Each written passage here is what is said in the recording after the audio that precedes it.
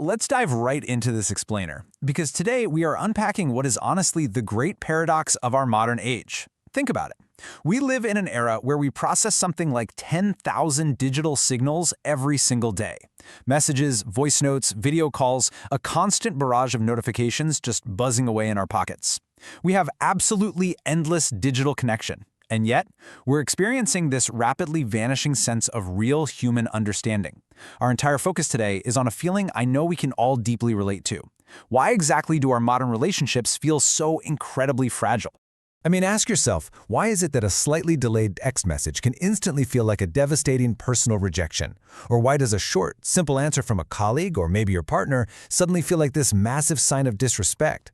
We are totally surrounded by communication, literally swimming in it. But beneath this flood of connection, something ancient within us is breaking down. We're reacting way faster, and we're trusting a whole lot less. And that brings us to a quote from the source material that basically anchors our entire discussion today. It says, "Most relationship problems are failed systems of repair, not failed people." I love this because it tells us that the fragility we feel every single day isn't because we're all just fundamentally flawed individuals or because people have somehow gotten worse. It's simply because our invisible systems of perception and repair are actively failing us in this brand new digital environment. So, Section 1, the modern communication crisis. To really grasp why this is happening, we need to compare how human communication evolved over thousands of years with the chaotic, high-speed digital world we're trying to navigate right now. Historically, we communicated in a deeply context-rich world. If you lived in a shared village, you actually saw someone's body language. You knew their history. You could easily tell if they were just grumpy from a long day working out in the sun. But today, in our digital world, we suffer from what researchers call context collapse. We're out here trying to decode incredibly complex, nuanced human emotions from, a tiny yellow smiley face, using these primitive nervous systems that are practically begging for context that just isn't there anymore. And because of this massive lack of context, every single relationship we have exists on this highly precarious, invisible bridge. On one side of the bridge, you have the event. That's what actually happened, the exact words sent in a text or the silence that followed. And on the complete opposite side is the meaning. That's the story of what we instantly assume that event signifies. Trust is either built or completely destroyed in the empty space between those 2 points. Moving on to Section 2, Anatomy of a Digital Breakdown. Let's look at how this builds into a highly relatable, play-by-play example of a text message gone wrong, so we can see this visceral breakdown happen in real time. Picture this timeline. At 8:14 p.m., a simple message is sent. By 8:29 p.m., there's no reply. Okay, no big deal, right? But then at 8:41 p.m., the dreaded red receipt appears, and it just sits there like a ticking time bomb. By 9:03 p.m., the sender's mind is actively building a catastrophic story. They saw it. They're choosing not to reply. They don't care about me at all. I am being deliberately ignored. Notice how this massive, high-stakes emotional conflict escalates entirely inside one person's mind before the other person, who, by the way, might literally just be driving or cooking dinner, even has a chance to enter the conversation. This exact phenomenon creates what the source identifies as the story gap. It's the psychological space between a totally neutral event and the meaning we instantly assign to it. And here's the real danger. Because digital communication leaves so many blanks, and human brains absolutely despise a vacuum, we instinctively fill that digital silence with our worst-case scenarios, our deepest insecurities, and our past traumas. Which brings us to Section 3, the digital stranger problem. This is the core driver of modern miscommunication, and it's a fundamental psychological shift that happens when we stare at glowing screens instead of actual human faces. We are all currently suffering from this bizarre condition called digital strangerhood. Basically, it means we can have hundreds of followers and endless group chats, yet we only receive partial, context-free fragments of who these people actually are. A static photo over here, a quick like over there. It's the grand irony of being highly connected but fundamentally alienated.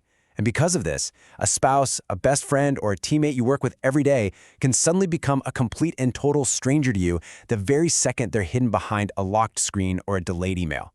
Normally, human society relies on a concept called the truth default just to function smoothly. We essentially have to begin interactions by believing each other. When you buy a coffee or drive on a highway, you're assuming the other person is operating in good faith. Otherwise, civilization literally grinds to a halt. But this absolutely crucial truth default breaks down entirely online. When our minds receive incomplete or ambiguous digital signals, we don't default to trust. Our nervous system switches immediately to a threat default, rushing to assign malicious meaning just to protect ourselves from perceived social danger. So, if you take absolutely nothing else away from this explainer today, let it be this exact phrase: demeanor is data, not verdict. This is such a freeing concept when you really internalize it. An unreturned text, a flat tone of voice on a Tuesday Zoom call, a lack of an exclamation point, these are simply pieces of data. They're clues. They're not a final moral verdict on your worth or the ultimate state of your relationship. All right. Section 4, the trust intelligence loop. Now that we thoroughly understand the problem, let's explore the solution.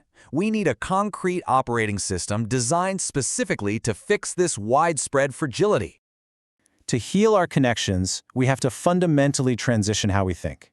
We have to move away from a defensive courtroom mind. You know the one, where we cross our arms, talk fast, and ask, who is guilty here? How do I prove I'm right and they're wrong? Instead, we need to adopt a curious trust mind. A trust mind slows down, takes a breath, and calmly asks, okay, what actually happened? And more importantly, what context might I be completely missing right now? The source maps out this transition through the trust intelligence loop, detailing 7 core components. It involves things like sending a safety signal, doing a perception audit, story separation, context coupling, building a shared meaning pool, making a repair contract, and keeping a trust ledger. And let me be clear, these aren't just polite tips to help you avoid an argument. They form a rigorous discipline designed to help you survive a rupture and actually repair it on a biological level. Let's simplify that into 4 highly actionable steps you can start using literally today. Step 1, pause before rendering a verdict. Step 2, name the story your brain is inventing. Like out loud say, I'm telling myself the story that they are mad at me. Step 3, actively seek out the missing context. And Step 4, repair with real evidence, not just an empty apology. By consciously training our neurobiology to follow these exact steps, we insert a vital, life-saving pause between a triggering digital signal and our automatic, destructive defense mechanisms. And finally, Section 5, synthetic versus lived repair. As we look to the horizon, we have to address the elephant in the room. We have to talk about how artificial intelligence is going to complicate these already fragile human relationships even further. Very soon, we're going to have to clearly weigh synthetic clarity against lived repair. Algorithms and AI bots are already beginning to draft our apologies, mediate our conflicts, and literally write our difficult text messages for us. AI offers synthetic clarity, perfectly polished, beautifully typed words with absolutely zero emotional risk. But what human relationships actually require is lived repair. We need humans actively changing their behavior and facing the real, sweaty discomfort of being incredibly vulnerable with another person. Which leads us to this ultimate takeaway for the future of our connections. AI can generate words. Only humans can generate lived evidence. Sure, an AI can certainly help you write a better, calmer message when your threat default gets triggered, but it can never, ever replace the real lived evidence of changed human behavior over time. Because at the end of the day, trust is built on tangible evidence, not just eloquent phrasing. As we wrap up this explainer, I want to leave you with a deeply provocative question to ponder. As the digital world makes our interactions faster and increasingly fragile, are you going to use AI and screens to hide behind better, safer words? Or will you choose to slow down, step right into the discomfort, and do the real, messy work of human repair? The choice is entirely yours, but the strength of your relationships depends on it. Thanks for joining me today.